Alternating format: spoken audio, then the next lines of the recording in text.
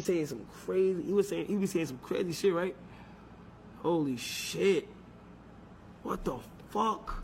Don't watch, okay, bet. He got assassinated. Shit. Alright, chat. Charlie Kirk's death has led me to an uncomfortable conversation that I want to facilitate. To my white brothers and sisters, how would you hope your minority friends respond to the celebration of Charlie Kirk's life when he has very publicly said things like this? I live like a capitalist every single day, Cenk. I live as a capitalist. Because of DEI, it begs the question when you see a black pilot, you wonder, you say, I hope they are qualified.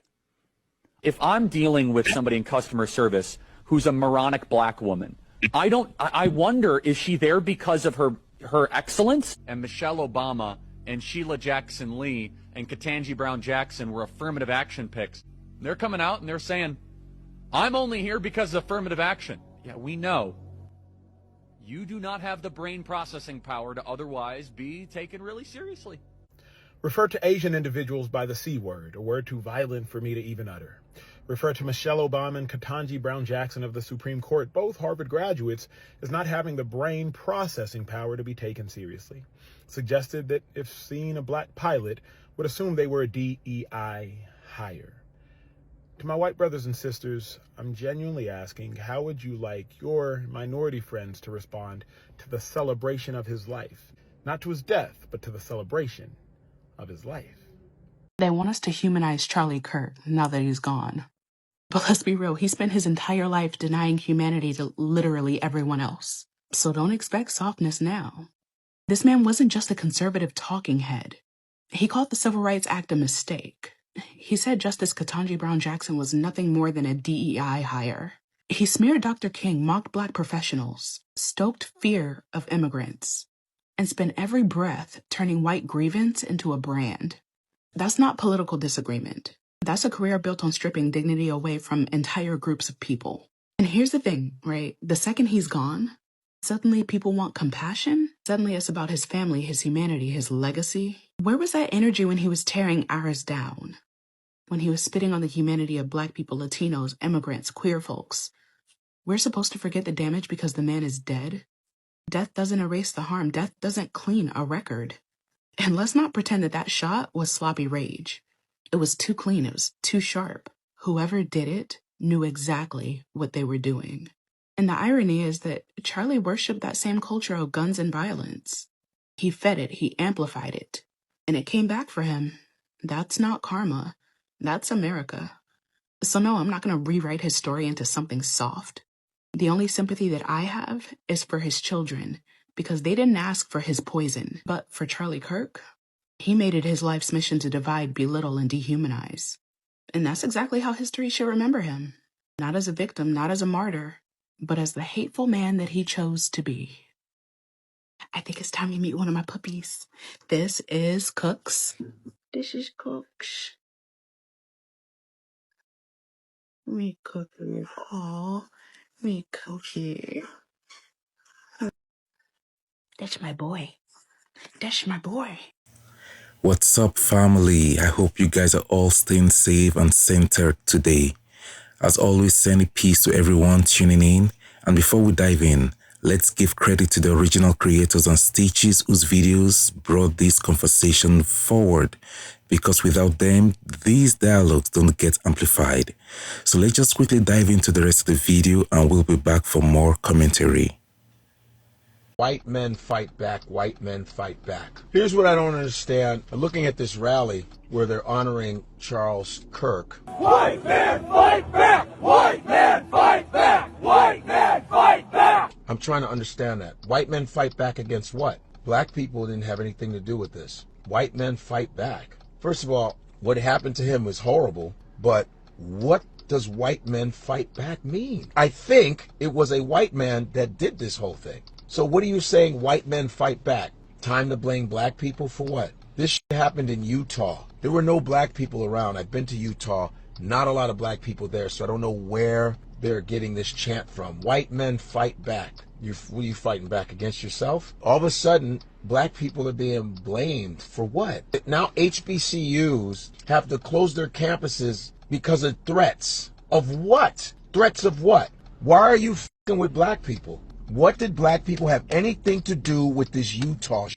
All of a sudden you conjure up black people. It's always black people are in danger. HBCU campuses are closing because they didn't do a motherfucking thing. That makes no sense to me. We're in danger now because we didn't do nothing. We're always in danger. It's always black people. Black people this, black people that. We're minding our business. And there are actually black people that are mourning Charles Kirk. They're like, this is horrible, this is sad.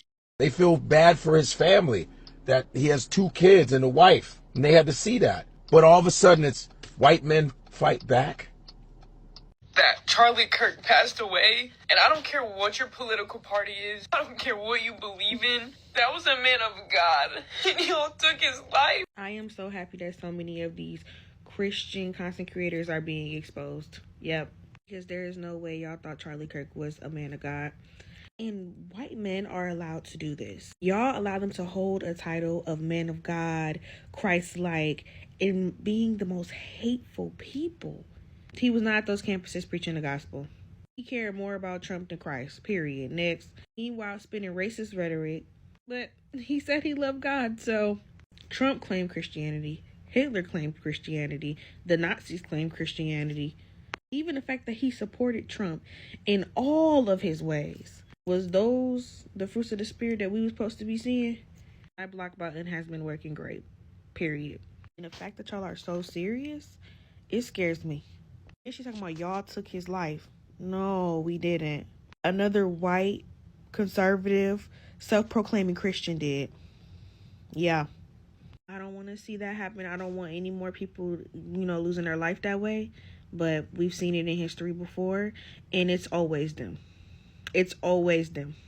That if this had to happen here, that it wouldn't be one of us.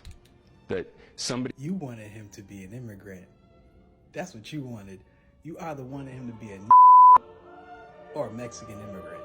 Y'all was banking on it. Y'all was like, yes, if he could have just been a Mexican, if he could have just been black, we could have get this race war on and popping. Yeah.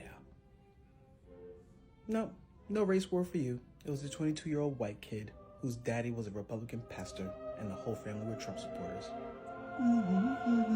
Charlie Kirk once said that it's worth it to have gun deaths every year if it means that we get to keep the Second Amendment. And today, the irony is that he died by gunfire. The Second Amendment was never about freedom. It was created so that slave owners could arm militias to crush rebellions. And while white folks were guaranteed guns, black people were denied that right for centuries. So when he called our deaths rational, he was just echoing America's original design, that black life is expendable. The receipts about all of this are in Black AF History, the unwhitewashed history of America. I recommend this book to everyone so that you can unlearn the lies and learn the truth about this country. If you see the orange card down below, that means that this is still on sale and still in stock.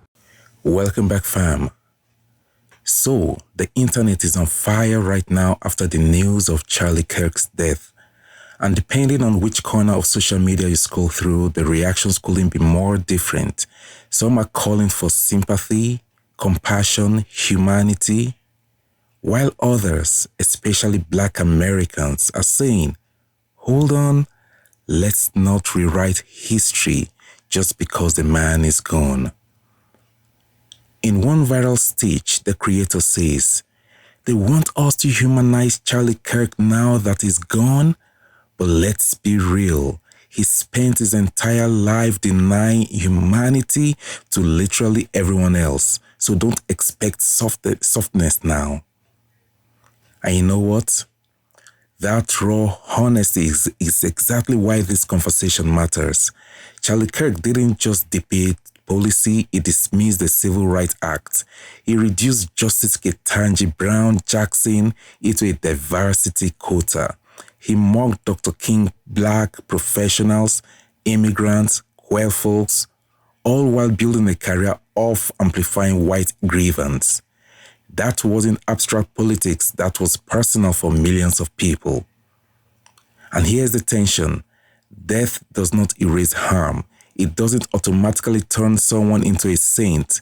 But at the same time, we also know there are children, family, people who didn't choose that legacy and still grieve. So when folks say, I only have sympathy for his kids, not for him, that's a line a lot of people resonate with, because compassion doesn't have to extend to the architect of harm. The creator also pointed out something sharp. Kirk fed into a culture of guns and rage politics. He platformed it, normalized it, made it profitable. And when that same culture touched him, people are calling it karma. But it's not karma, it's America. It's a country that they have built where cycles of violence don't just stop because you wore a suit and called yourself a commentator. And for the Black Americans, the response is layered. For generations, marginalized people were told, pray harder, be patient, respect the system. Meanwhile, figures like Kirk weaponized religion, mocked calls for justice, and painted all communities as the problem.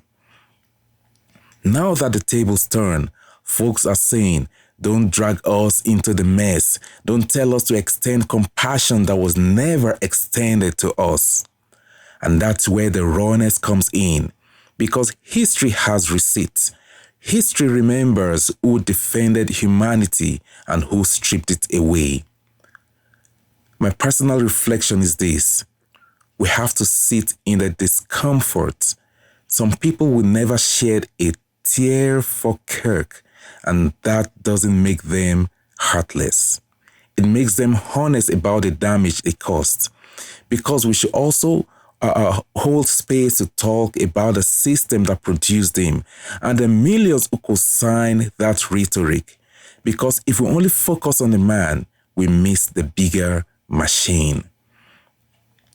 And I will add this: mocking death is not my lane, but neither is rewriting legacies.